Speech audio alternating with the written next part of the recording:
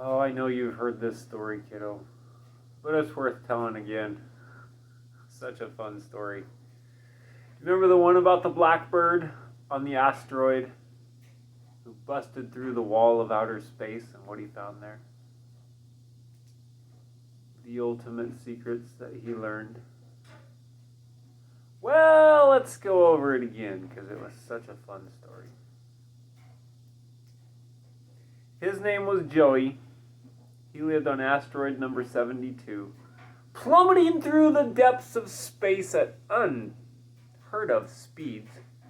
Why? Because the asteroid that he lived on was made out of a piece of the planet that he lived on, and his planet exploded when his entire nebula exploded in which the planet existed.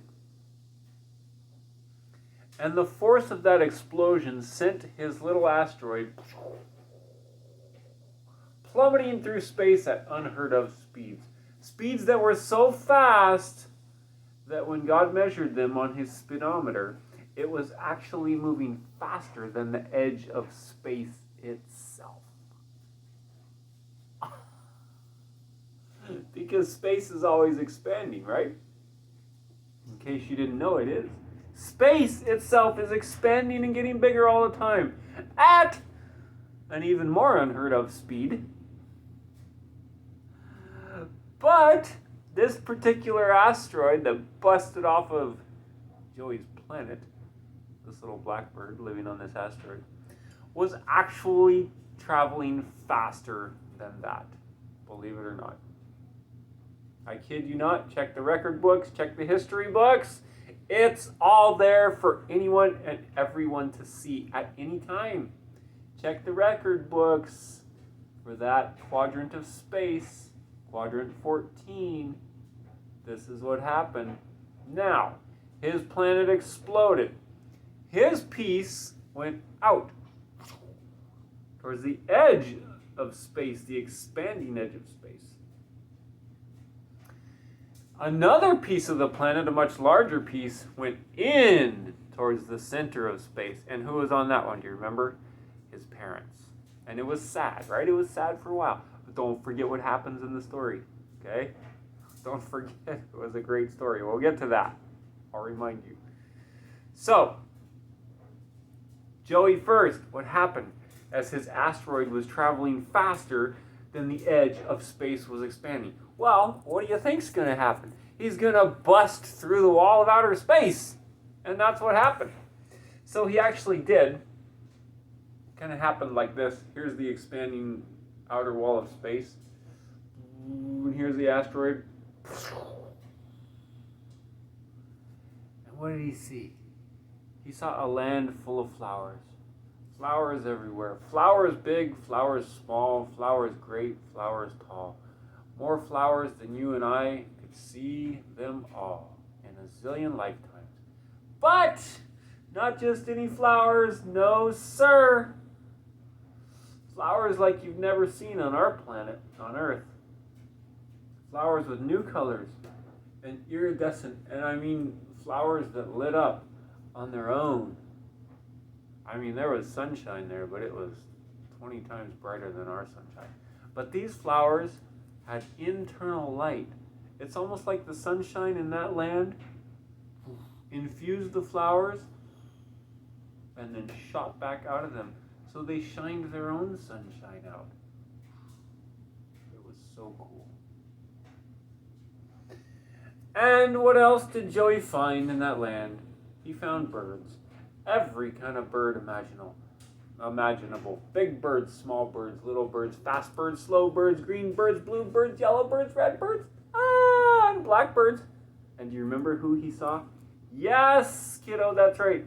He saw his grandma and his grandpa, who, what? They had died the year before, right? Or maybe not the year before. They had died a long time before. And he saw his grandma and grandpa. He said, Grandma and Grandpa, where are we?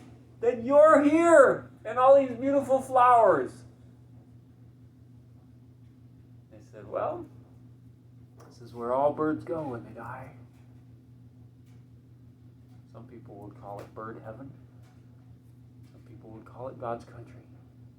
Wherever it was, pretty cool, man. Anyways, he was so glad to see his grandma and grandpa because he missed them, right? He loved his grandma and grandpa. So, after they hugged each other and cried for a little while, because they hadn't seen each other in so long, then they showed him around. They said, let us show you this beautiful land. And they showed him all the flowers and the great tall trees, about 20 times taller than the trees we have here. And some of the flowers grow on vines and they wrap themselves around the trees. And the smells were more exotic than any of the smells of the flowers here. It was just the ultimately beautiful land is what it was. And of course, there were birds flying around everywhere. And if you remember, it was much easier to fly there, right? Because why? Because all the wind there, besides being nice and warm, all the wind there flowed in patterns, remember? It wasn't random like the wind blows here on Earth. Well, the wind kind of blows in patterns here on Earth, but not all the time, right? A lot of times it just blows in crazy ways. And it's hard to learn how to fly in that kind of wind. But here, in God's country, in the land where all birds go when they die, the wind blew in perfect patterns. And so what happened? So all the birds that go there, they learned how to fly in perfect patterns with each other without ever running into each other. All they had to do was learn the patterns of the wind and follow those patterns, and they could fly the most beautiful dances. That's right, flying dances. It happens. It really does. And they could fly the most beautiful patterns with each other, never running into each other. And Joey learned how to do this with his grandparents for weeks and weeks on end. And he even kind of forgot that he had lived on an asteroid hurtling through space for so long, right? He just, because when you're in a place like that, when you're in God's country, and everything is just so beyond what you've experienced before, well, you tend to forget the stuff of the past. You tend to forget that you were living on a rocky asteroid hurtling through space, right? Because your planet had exploded and your parents went one way and you went the other way. But one day it happened. Jesus came up and started talking to him. He said, hey, I know you. I remember you. And Jesus said, yeah, I know you too. But I need to talk to you. He said, well, what do you want to talk to me about, Jesus? He said, well, unfortunately, you're here out of schedule. You're not here when you're supposed to. You know that asteroid you were living on? It was going much faster than it was supposed to go, and well, it busted through the wall of outer space, and here you are. That wasn't supposed to happen, but it happened. So, I need to tell you something. He said, what's that? I said, well, I would like you to go back. And Joey's like, well, I don't know. I kind of like it here, right? This is any logical person's response. I kind of like it here, Lord. It's kind of pretty. It's kind of nice. It's very peaceful, right? And I'm really glad to see my grandma and grandpa, quite frankly. I very much miss them. Jesus said, I know. I understand. I understand when someone comes here, it's much harder to go back there. But I got a deal for you. If you go, and I'm going to give you the choice. Because he's good like that. Jesus will give you the choice. He says, if you go, I'm going to send you the most beautiful lady blackbird that you've ever seen.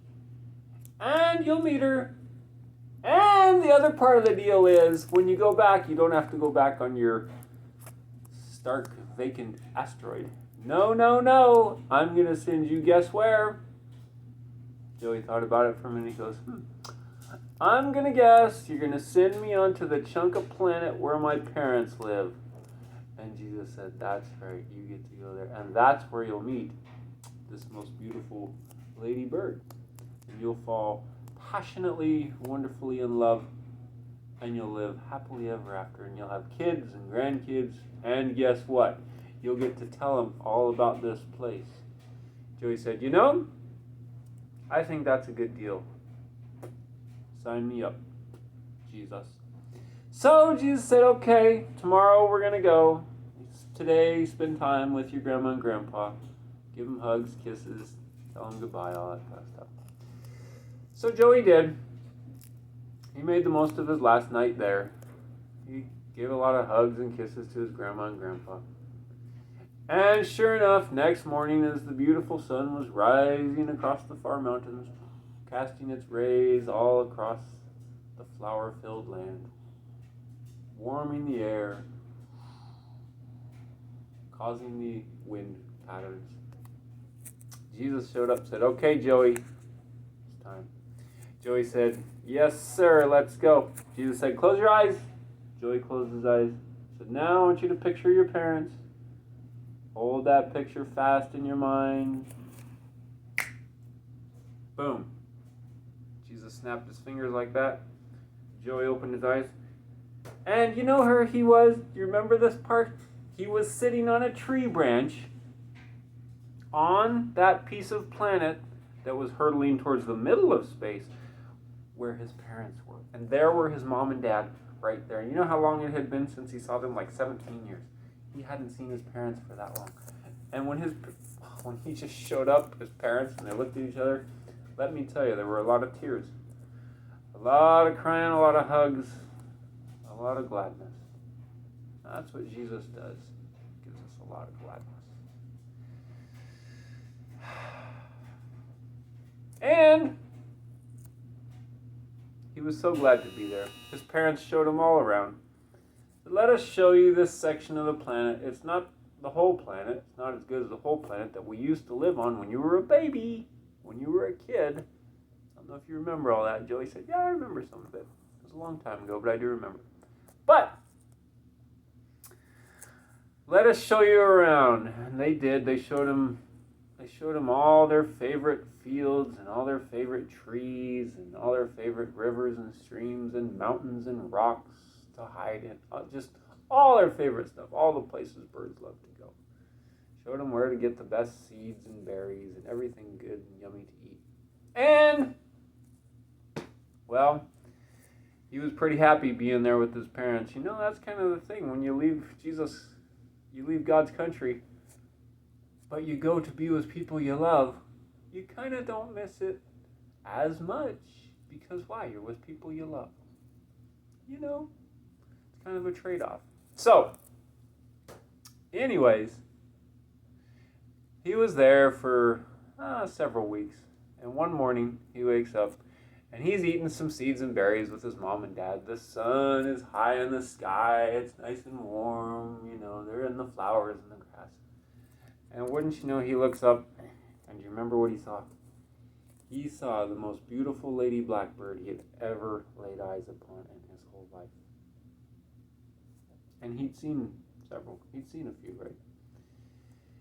And there she was a blackbird, but sometimes blackbirds, you look in their feathers and their feathers don't even look black. You can see green, you can see purple, you can see like all the colors of the rainbow moving and shining out of those feathers when they move in the sun. And of course he saw that and he was like, oh, he saw more colors than he'd ever seen in any bird in his life, in any blackbird. And he was just like struck. He's like, wow, you are the most beautiful bird I have ever seen in my entire life.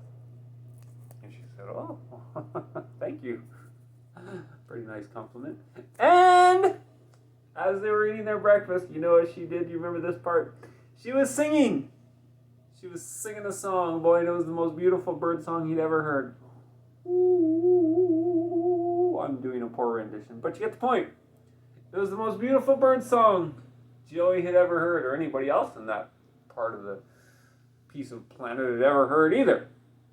It was so beautiful that everybody stopped. All the other birds around just stopped and listened, stopped what they were doing. Just listened while the sun shone down and the warm breezes blew by. Joey was like, wow, I need to know this bird. So he went up and introduced himself. I think her name was Mary. And Mary said, well, yes, I'm glad to meet you too, Joey. And you're quite a good-looking bird yourself. And well, from that day on, it was just, it was kind of like true love, right? Took a while, a little bit, but they kind of both knew, right? They started doing everything together. They started eating breakfast together. They'd eat their seeds and their berries together, and they'd fly together, and they'd just explore together. And, a few weeks later, Joey just knew. He said, "Hey, will you marry me? I'd like you to be my wife." And of course she said yes. Some things you just know deep inside. And they just both knew. Didn't take them that long. So,